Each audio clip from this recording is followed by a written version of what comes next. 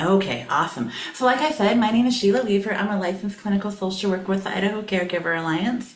And so I suspect most of you are familiar with us, but just in case you're not, our mission is to serve as the voice, convener, and catalyst for the support of unpaid family caregivers across the lifespan. And our goal is to really make sure that caregivers are recognized, valued, and supported in Idaho. But before we start, and I know there's a lot of caregivers on this line and a few professionals that may be in caregiver roles as well, but I think that if I was smart, I would get up every single day and call a caregiver and say thank you. Just thank you for the work that you do every single day. Our communities literally cannot exist without your work and your heart and your effort. So if nobody's told you thank you today, I want to make sure to do so right now. You really are the best. I feel like I'm preaching to the choir a little bit here, but since we're talking about kind of burnout and stress today, I kind of wanted to set the stage a little bit. We know that caregiving is often invisible, and again, kind of preaching to the choir, supporting caregivers really does support the people that they are caring for. But we know that we lose a lot when we think about it. We know that in caregiving, we lose a lot of ourselves. We lose our own mental health. We lose our own education. We lose our own financial wellness sometimes to really focus on the well-being of the care receiver. So that's kind of what we generally see. We know that America has over 50 million unpaid family caregivers, and 1 in 4 Idahoans are caregivers. And so we often say in our line of work, you're either going to be a caregiver, know a caregiver, or need a caregiver. And so I think we know in our community, we're all very impacted by caregiving. When I first started here, I didn't believe this number. It is in fact 3 billion with a B. So we think about caregivers that are, they're the ones who catch their care recipient when they go to instead of going to long-term care, they come home, or instead of going to rehab, they come home, or whatever else. And so that saves the state of Idaho a tremendous amount of money. When I first started in this role, I think I thought about caregivers looking a certain way, mostly older adults, maybe in kind of like hospice situations, maybe professional folks. But we know that's not the reality. We know that just about a third of our caregivers are caring for 2 or more generations. Some of you may know that is called the sandwich generation. They're caring for an older adult and usually caring for a younger person.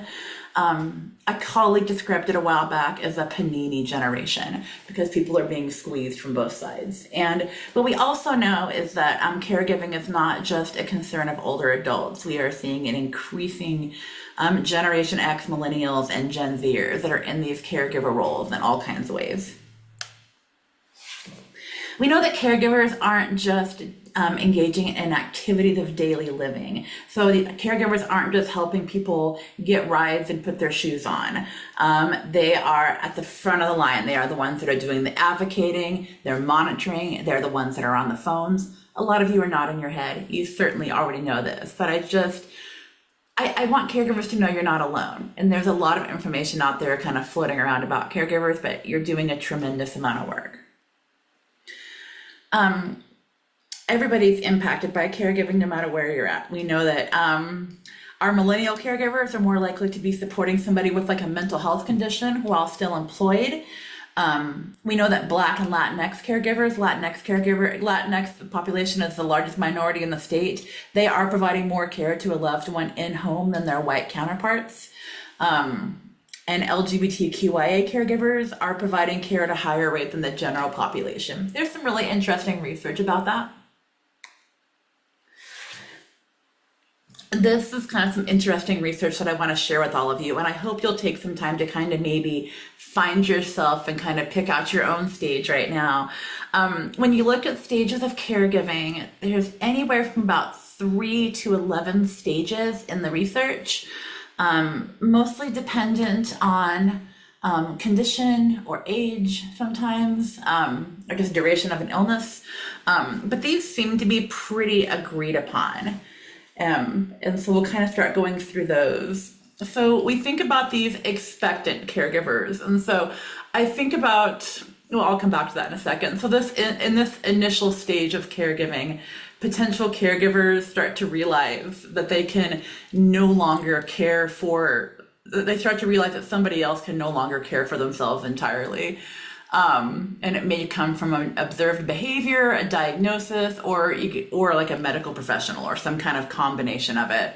I think about my own grandmother. She was diagnosed with dementia, and I was young. I was 18 or 19 when my grandmother was initially diagnosed, and I don't think me or anybody in my family understood the impact of what that really meant.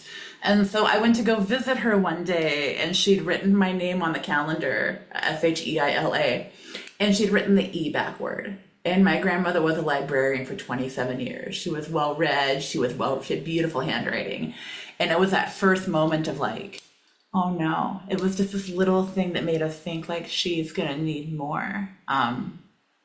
And so caregivers in this expectant stage, if this is where you're at, kind of at the beginning of the road, caregivers generally really benefit from making plans with the care receiver, information and education on illness, legal, financial education, and just learning about that role of the caregiver. And so if you're in that stage, these things can be very helpful to you right now while you can do it. And if you're supporting somebody in that role, helping them make those plans, do what they need to do, can be a tremendous benefit. Then we move on to kind of those freshman caregivers. Those are the ones that are starting to provide some tangible support. They may start taking on a few tasks like providing meals, running errands, accompanying the care receiver to the doctor's appointments, etc. And so you're just kind of, again, getting started there. And so some needs that really benefit folks at this stage of caregiving are these connections to supports. We're going to have to start figuring out who our people are, backup plans for the backup plans, and ongoing education about diagnosis and needs. And there's some really nice agencies that do that work here to help with that education, so you know what's kind of coming down the line at you, depending on the condition, of course. The next one are kind of those, we call it entrenched caregivers. So I suspect some people here might be these entrenched caregiver types. Caregivers in this stage are in it. Involvement with the care receiver is almost constant. And the care receiver may be living with the caregiver, starting to wonder, how long can I live this way? Mourning loss of that care receiver's abilities and longing for the days before caregiving. So the entrenched caregivers, often they remember, like they're thinking, okay, I'm just gonna be caregiving for a couple weeks. This is just a temporary thing, or they don't. They think it's more of like a temporary thing that's kind of going on. Oh, and I think I'm seeing some folks in the chat starting to, yes, Adrian, it's like Adrian skipped. So yeah, so these needs, right, what happens there is that respite, that increased support. This might be where you start to see folks hopping into like support groups and places like that. To kind of do that connection to their own physical and mental health resources. And so we talk to caregivers all the time at the Idaho Caregiver Alliance, and we often hear, well, I will take care of myself after my care receiver gets better. Or sometimes we hear, I will take care of myself after my care receiver dies. And it's like, so we're always trying to really pull that in of like, it's really typical to hear that. Maybe you've even said that or thought that, but it's a really critical time to start making those own connections. So when you really need it, it's there for you.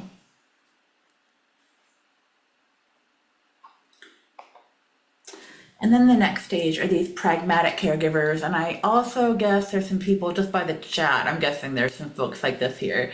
These pragmatic caregivers, these are the ones that have been through it all. And they may be very doubtful of healthcare professionals. So if you have ever said or heard, Dr. Smith, I know more than you, you do not know what you are talking about, these pragmatic caregivers, and you're probably right. Pragmatic caregivers often feel like they know what's best for the care receiver, and they have a very practical, realistic approach toward their caregiving role, and they know they can't be everything to everybody anymore. So we're kind of moving through the stage of like, oh yeah, I'm just gonna do this for a while, and we're gonna get through this, it's just gonna be a short time, and then at some point this reality of what's going on starts to set in. And we start to realize, oh, I can't be everything to everybody anymore. Like this is happening, this is going on, I'm gonna have to do some different things here. So the needs here that really kind of tend to benefit these these pragmatic caregivers is of increasing support. Some may go from popping into a support group to attending weekly and building relationships to seeking their own kind of counseling. Ability to pursue your own talents and interests. So your talents and interests still very much matter here. Career opportunities and ensuring you're meeting your own healthcare needs. And I want to say too, this first part of the presentation is really focused on you. And I want to talk a little more about the community too. So if you're thinking, I can't do this right now, the tone will change a little bit, but I do want to kind of spend some time here. It's a really good time to meet your own healthcare needs. There's some really telling research out there talking about care receivers outliving their caregivers, because care receivers are giving everything they have until literally the end. So we always encourage caregivers to really think about their own healthcare needs. I think back to a caregiver we talk to. We talk to these caregivers all the time, and we hear things like, "Well, gosh, I've taken my care receiver to the doctor 3 times in the last 2 weeks, but I haven't been to the dentist in a year and a half or 2 years." And so just start thinking about those things, like what we're giving and what we're not getting. And then we kind of move on to these transitioning caregivers. So this is the sense that the end is near, either due to the course of the illness or a condition taking its course, or because the person requires long-term care or residential treatment that requires a higher level of care. This is a really fascinating time for people, because I think the general public thinks, and maybe even I did when I was newer in this role of, oh man, you've got to be happy now. Like you're finally out, you don't have to do this anymore, but it's just not true. It can be a really confusing time for people. So what really benefits here is kind of the interventions for grief and loss. It's a real loss to kind of have this routine, have this thing you're doing, and then have it kind of go away. Legal and financial information on how to transition care, and support in making a decision on how to step out of the primary caregiver role. This can be a time when money starts to really play a bigger part, because if you're a caregiver and you're caring for, mom or dad in their home, everything's great. And then suddenly you want to put mom or dad in long-term care that's going to cost in Idaho $9,000 to $10,000 a month on average, on the lower end. And suddenly that starts biting into things like inheritances, and that starts biting into things like the home, or that starts biting into things like whatever.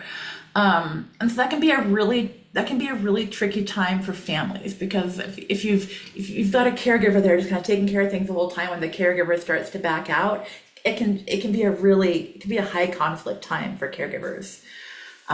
So that can be, and so again, that real support. And when somebody says they can't be a caregiver anymore, what can we do to support them? And then I don't love this language, but I've never been able to find another term, so it is what it is. That Godspeed caregiver. And this person is no longer that primary caregiver, and it's trying to settle back into their new world post-caregiving, reestablishing relationships with friends, taking on new interests, career endeavors. It's navigating that grief, excitement, transition. So needs when you're in this Godspeed caregiver stage. And it's interesting, we often have people call us when they're in this Godspeed caregiver stage, because I think caregivers have been doing the caregiver thing the whole time, and then they get done and they're like, okay, now I can take care of myself. What do I need to do? And so needs then, again, that support, that space to share their experiences and help finding their experience. Opportunities to re-engage in their interests, may have an interest in advocacy. And there's one woman I think of in particular, and her husband had a really just a very aggressive form of dementia, and it was just a really horrible time for her and her family. So after her husband died, she came to us and she just goes, I've been a caregiver for my husband for all these years, but what can I do now to make sure no family ever goes through this? So she wasn't on our radar the entire time that she was caring for her husband, but after her husband died, she's like, I'm here and I want to do something different. And she started showing up at the walks and starts teaching the classes and doing the things to really have that meeting out of that caregiver experience. what else we know about caregivers is we know that just over half of them feel like they didn't have a choice, and they're working at least a part-time job in a caregiving role more often than not, not utilizing any paid help. These are numbers post-COVID, and I found these numbers really interesting. I suspect that people were in their homes and starting to realize the amount of caregiving that they were doing, and weren't really able to leave it ever. And so we've started to see some kind of interesting numbers pop up, particularly around caregivers not feeling like they had a choice. Somebody had to do it, and they stepped up, like all of you. We know that caregivers too report experiencing clinically significant levels of stress, anxiety, or depression. So what that means is, if I'm a clinical social worker, so I can diagnose people with stuff.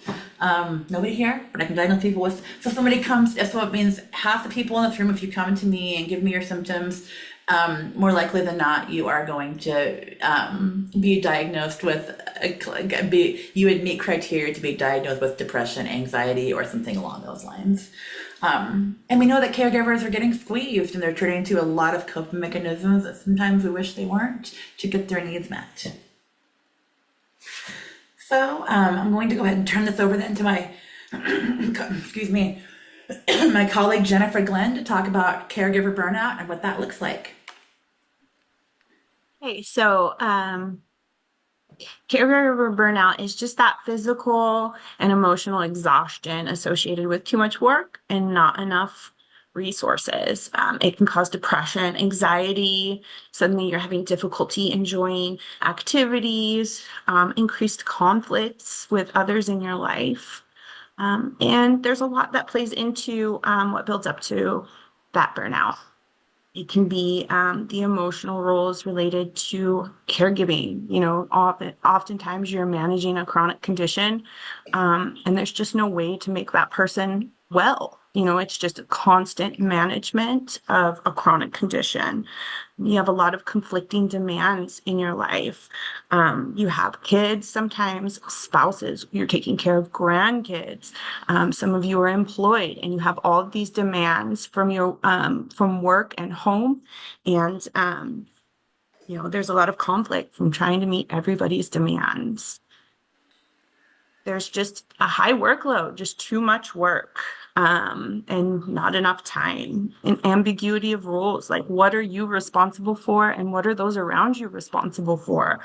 And again, that workload can just be too much.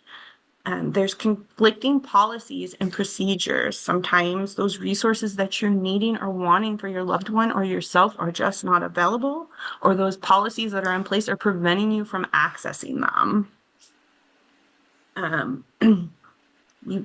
You don't get a lot of privacy when you're a caregiver. There's no alone time. There's no time to process what you need to process, and have that time for yourself. Sometimes there's a lack of mastery, and gives you feelings that your skills aren't where they need to be, or that you're not in control or have the knowledge to solve those issues that you need to solve. And then along with lack of privacy could be that lack of autonomy. You don't feel independent. Everything is sort of tied to something else, and it gives you that feeling that you just don't really have a big say in your own life. And then coupled with feelings that you've failed, haven't met your goals, can't succeed, all of that together can really contribute to that sense of exhaustion, both physically and emotionally.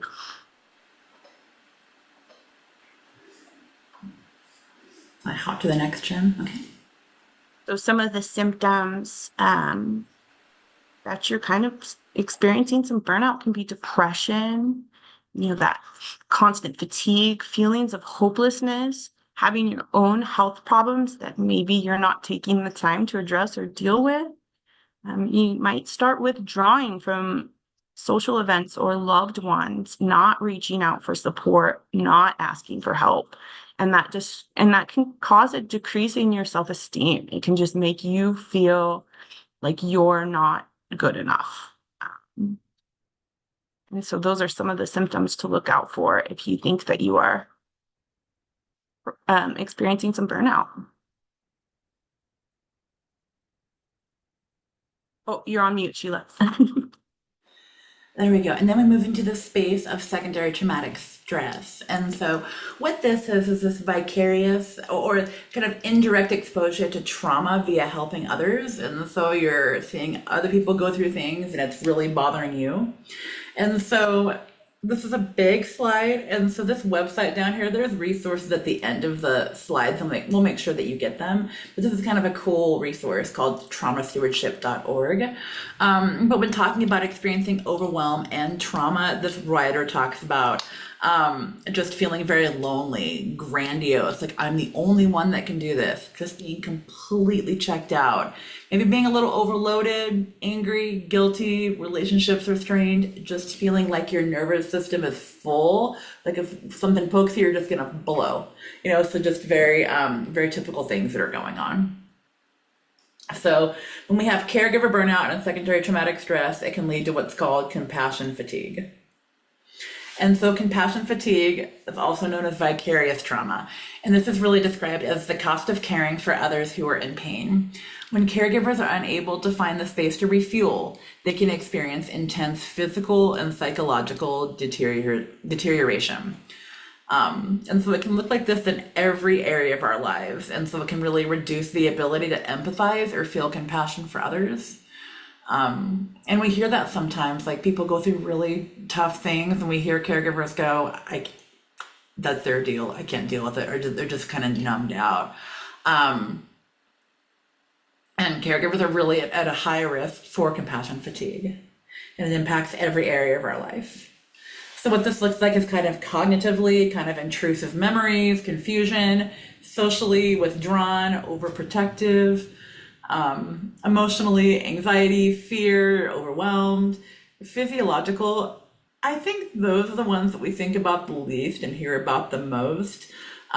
We hear a lot of caregivers that can identify they're angry or they're feeling withdrawn or they can't sleep or whatever.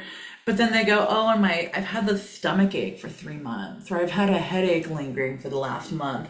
These are these physiologic things that are going on. Our body just can't quite manage what's going on anymore, and it's coming out in all kinds of ways. And then behavioral, just appetite changes, feeling impatient, all this kind of stuff. So we've given you a whole bunch of symptoms. Hopefully I haven't bummed everybody out. No, nobody's bolted yet, so I guess I haven't bummed anybody out too much. What are we doing about it? Well, there's a few things we're doing. First of all, here at the Idaho Caregiver Alliance, we always want to get people directed to the Family Caregiver Navigator program. It's a free, low barrier program, so I'm not here to sell you a car today. Serve caregivers of all ages. We do care planning and referral by phone, evidence informed, and all family caregivers are welcome. It's something we're really proud of because we know that caregivers are often kind of not, their voices aren't being heard. So it's a really fantastic way to kind of be heard and just help people understand your experience. And I just realized that I'm going to pass this off to Jen to talk more about Family Caregiver Navigator. Like Sheila mentioned, it's a project of the Idaho Caregiver Alliance.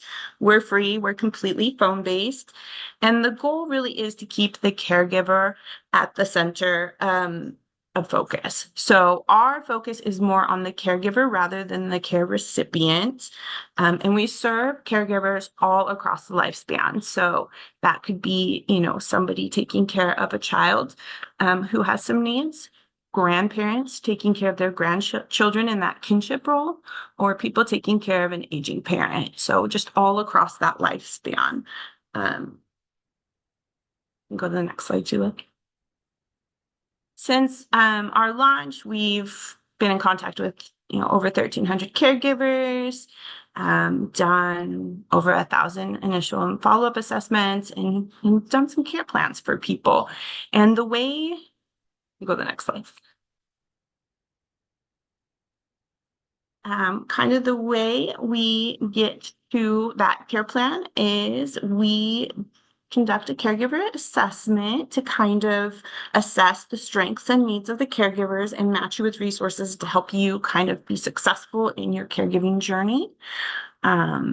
This can start out by you can complete an online screener on our website at caregivernavigator.org, or you can just give us a call and leave us a message and we'll give you a call back and get you scheduled.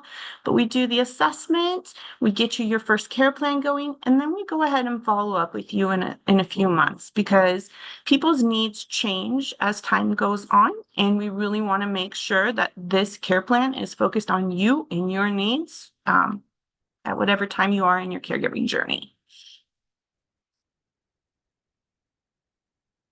Some of the outcomes, I guess, from people participating in Caregiver Navigator is that people are able to keep their loved ones in their home longer, which can save them money both financially and, there's a cost associated emotionally when people are placed in long-term care and outside of the home.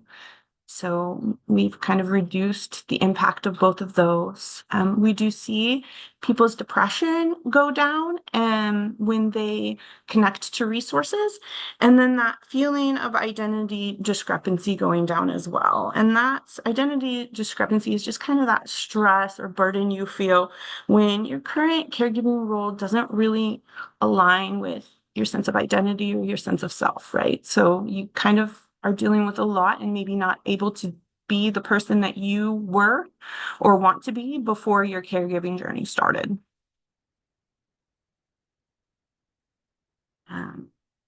These are some testimonials, just people kind of having a benefit from participating in Family Caregiver Navigator. I'll just read one really quick. Since August, I've followed my care plan, made a lot of changes. I took powerful tools for caregivers, and it was really helpful. I connected to a support group, and now I'm focusing on my own needs, making time for myself. We don't guarantee weight loss, but this person experienced that. Not saying that's good or bad, but they did. Making time to walk, be healthier, able to talk with adult kids about needing additional support. So just having those crucial conversations and just reaching out and getting that help. They were able to kind of do those things. And I think Family Caregiver Navigators, the resources that we connected to, probably helped empower them to do that. So. Alrighty, thank you so much.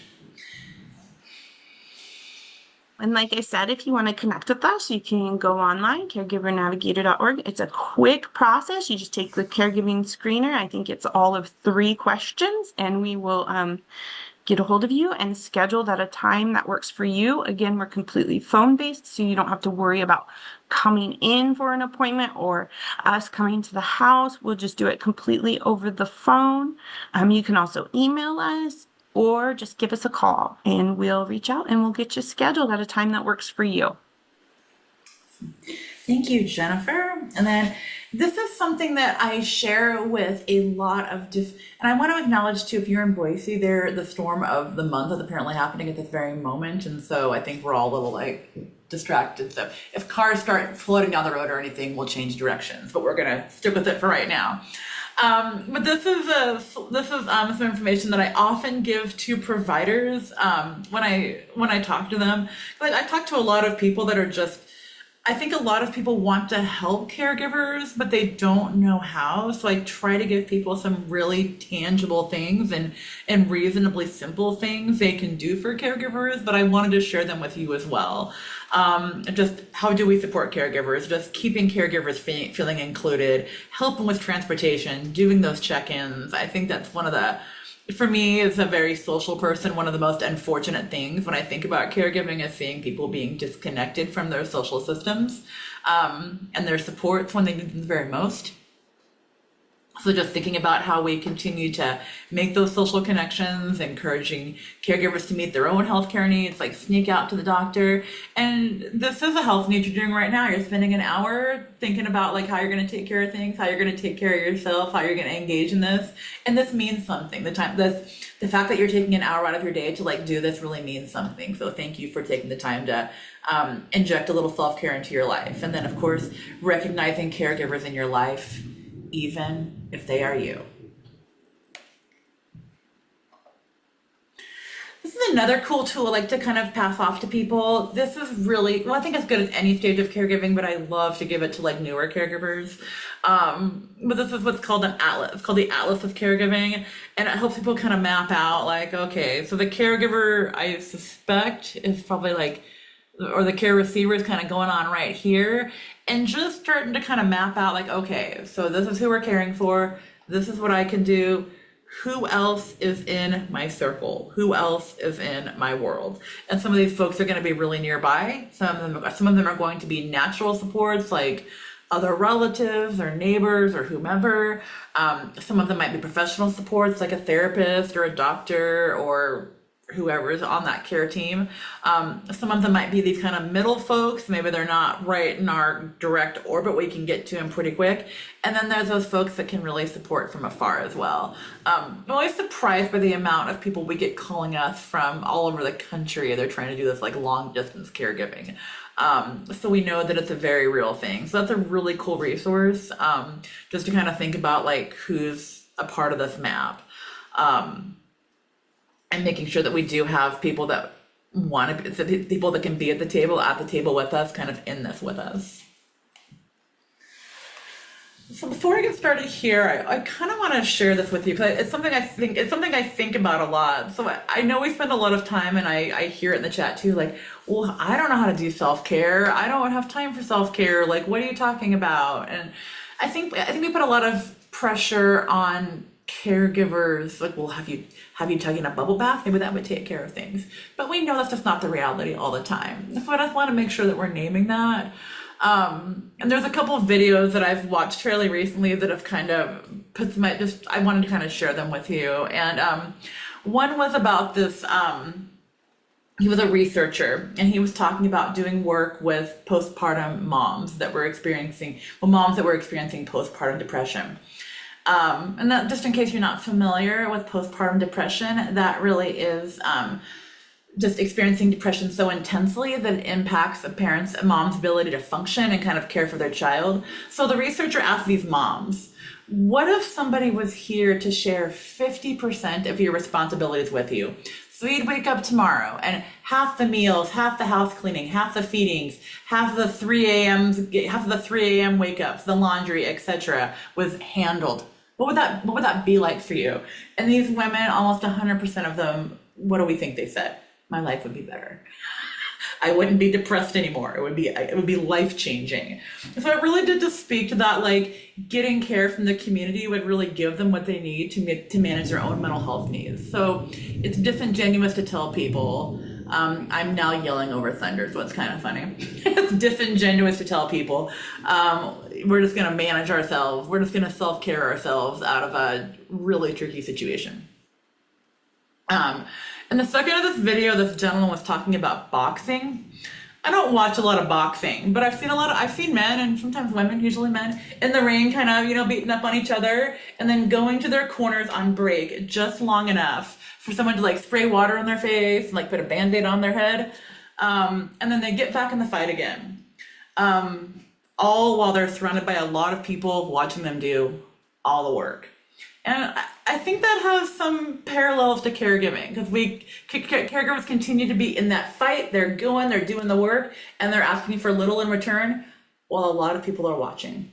And so I really did challenge you to kind of think about, like, who's adjacent to you while you're in the fight. Back to those moms, like, who is there to help share in those kind of responsibilities, and what can we do for you as a community? I don't know that we have all the answers, but I hope that you have that space, or at least one other person that you could look to, rely on, think about, even if they can't be part of that caregiving. Like, is there somebody I can call? Can I text somebody something? Is like, how do I keep doing this? And that being said, I do want to make sure to kind of go over these 8 dimensions of wellness.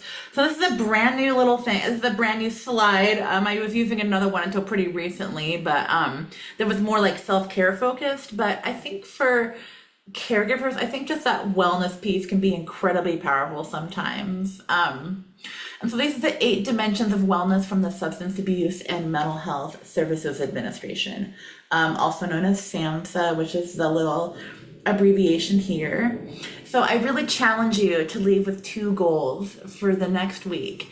One goal is to do something where you can take action towards your own wellness, and one way somebody else can support you in your wellness journey. So as I'm kind of going over these, I hope you pick out 1 or 2 that might just kind of resonate with you. So when we talk about physical wellness, are we moving? Are we sleeping? Can we access healthy food? For intellectual wellness, are we doing things that we're interested in, having conversations that enrich us, doing things that help our brain? So even if we're caregiving and it's a lot, is there an interesting person that we can call? Is there something, can we watch listen to a podcast? Is there something we can do to like make our brain just do something besides, what we're doing right now? For spiritual wellness, this doesn't necessarily mean church or an organized religion, but it can. Are we connecting with communities that help deepen our beliefs? Are we checking in with ourselves to determine what values and principles are important to us? For financial wellness, is our debt manageable? Do we have a budget or an income that is helping us meet our life goals? For environmental wellness, do we ever get a change of scenery? Does our home environment make us happy or cause more stress? Have we been outside of have we been anywhere but our own house and the doctor's office in 2 weeks? Like what is our environment? What is our environment right now? Can we hang a picture up, and is there anything we can do?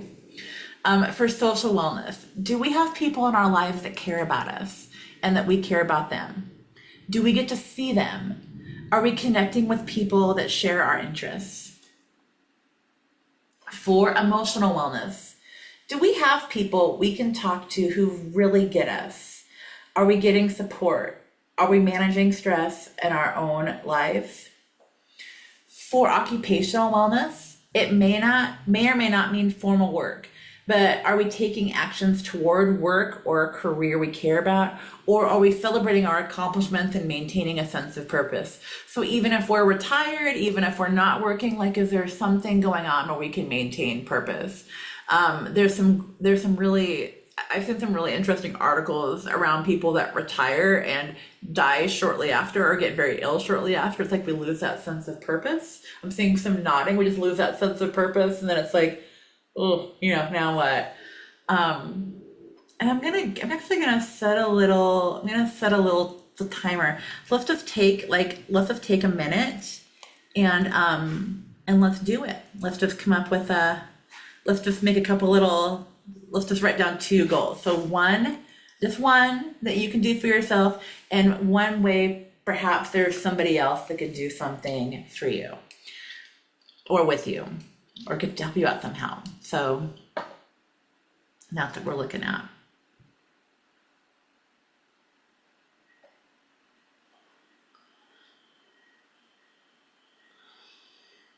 So one way you can take action and one way you can be supported in the next week.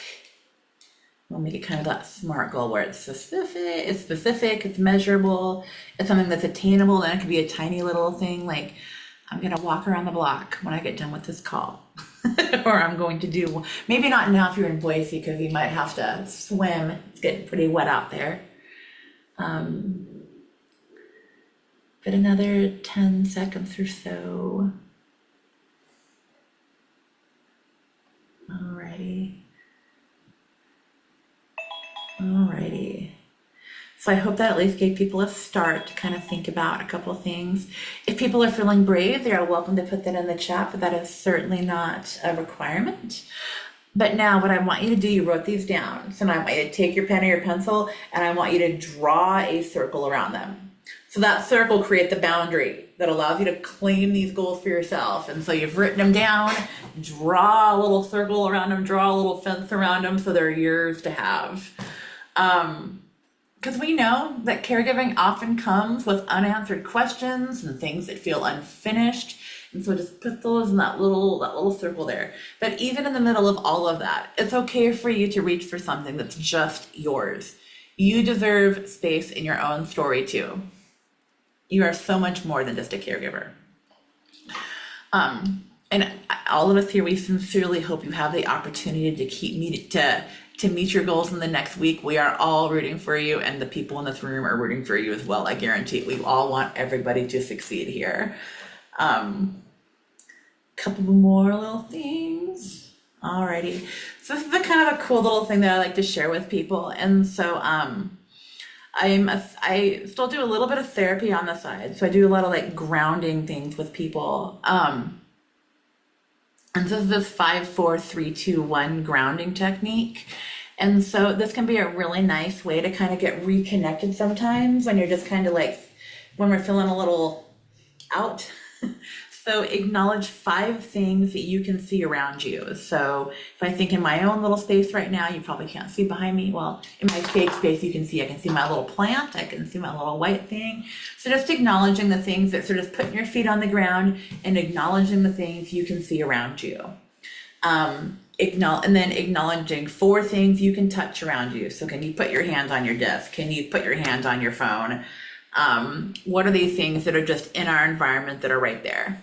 Acknowledging 3 things that you can hear around you. So right now you're all doing a good job at that. We're hearing the storm, we're hearing the rain, might be hearing people talk in the background, acknowledging these things that you can hear around you. Acknowledging 2 things that you can smell around you. So you might be smelling the rain right now or whatever else is going on. Maybe you've got a good lunch going that you can smell.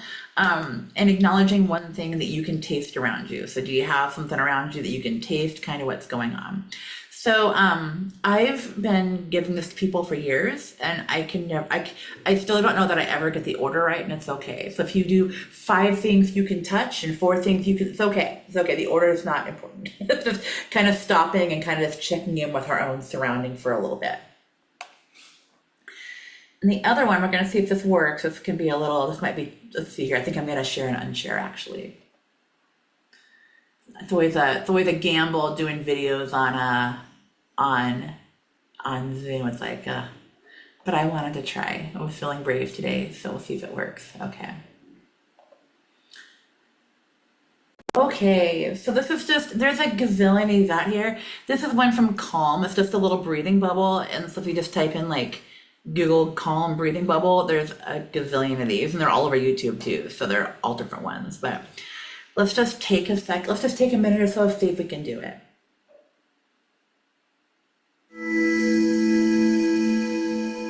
In through our nose, out through our mouth.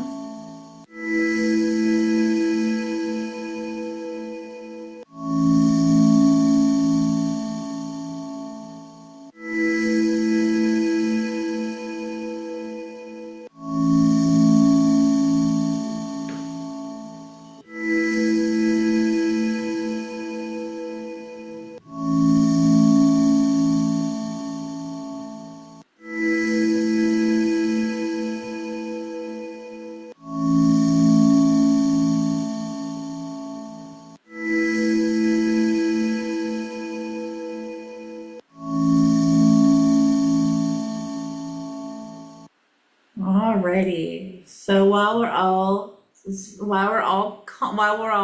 zenned out, hopefully, I want to say thank you again, and I want to end with one more little calming kind. And if you're looking at Adrian in the chat, we're all here in the same storm. Adrian, if you haven't already, I think he is going to put. Thank you. Is going to put the link to the survey in the chat.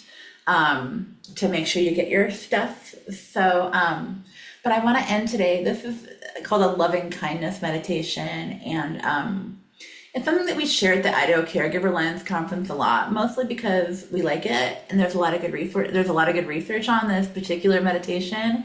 So I invite people to engage in it. You're welcome to turn off your camera so you don't have to look at everybody, or not. If you want to look at people, you can do that too, whatever. But we're gonna, so these are really easy to find online again. So begin by getting yourself comfortable, And hopefully that little minute or 30 seconds helped us get there. Allow yourself to switch from your usual mode of doing to non-doing to simply being. Connect with your body and bring attention to your breathing. Follow your breath as it comes in, then out of your body without trying to change it. Simply be aware of it and any feelings associated with it. Give full attention to each in-breath and to each out-breath, being totally here in the moment with each breath. If distracting thoughts arise, acknowledge them without becoming involved and return to the practice. Take a moment now to consciously set an intention for this practice. Some examples are to open my heart, to cultivate loving kindness, to work on my goals, to care for myself. Bring to mind a person or a pet for whom you are happy to see and have deep feelings of love. Imagine or sense this person or pet, noticing the feelings you have for them arise in your body. It may be a smile that spreads across your face. It may be warmth in your body. Whatever it is, allow it to be felt.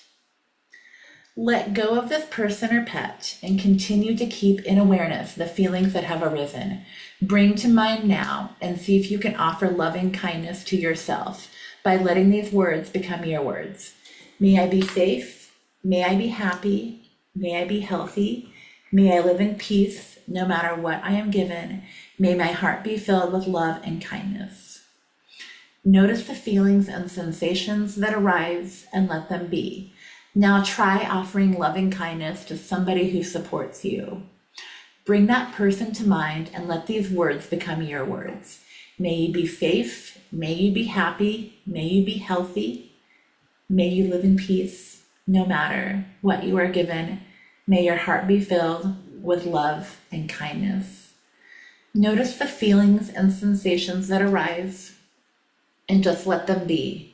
Once feelings for a loved one flow easily, turn your attention to someone with whom you have difficulty. It is best not to start with the most difficult person, but maybe someone who brings up feelings of just slight annoyance or irritation. See if you can let these words become your words as you keep this person in awareness. May you be safe. May you be happy. May you be healthy. May you live in peace no matter what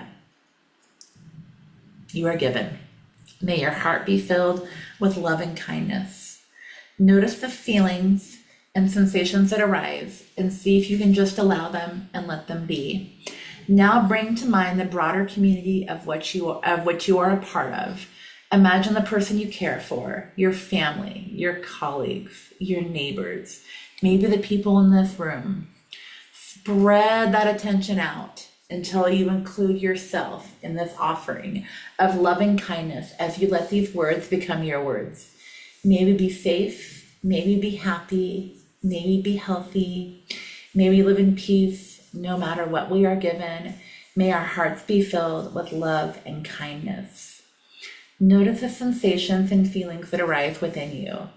Sit with them for a few moments until you are ready to end the practice.